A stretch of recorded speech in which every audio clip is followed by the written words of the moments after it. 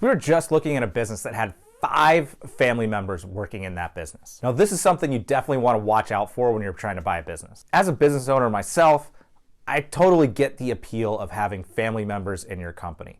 You typically tend to trust them more, you tend to see less turnover, and of course they're just there. You know, if someone needs a job, you have the ability to offer the job. So I don't fault any business owners when they do have family members working in the business, but if you're looking to buy the business, that's definitely something that can put off some red flags and something that you need to be careful about. And as a seller, you should probably know that having a lot of family members in your business is ultimately going to lower the valuation that your business is probably going to sell for. So by far the most common situation, I'd say the majority of businesses we look at have both the husband and the wife working in the business.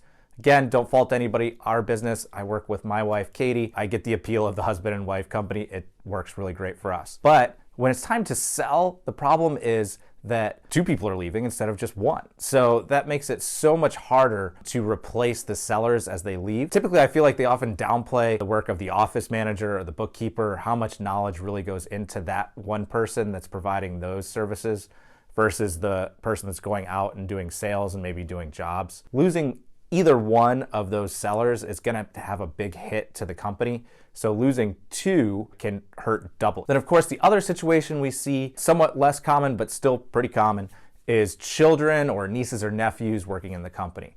And these get more complicated because typically, more often than not, they want to stay with the company post-sale, which can be good and can be bad, really depending on the situation. Now, if the child of the previous owner wants to cause problems for you, they can really create a lot of headaches. So if they take on that mentality that, oh, they're screwing up my parents' business, or, you know, my dad wouldn't have done this that way, my mom wouldn't have stood for this, and they can really, you know, start to say things like that to the employees, they can really create a somewhat toxic environment.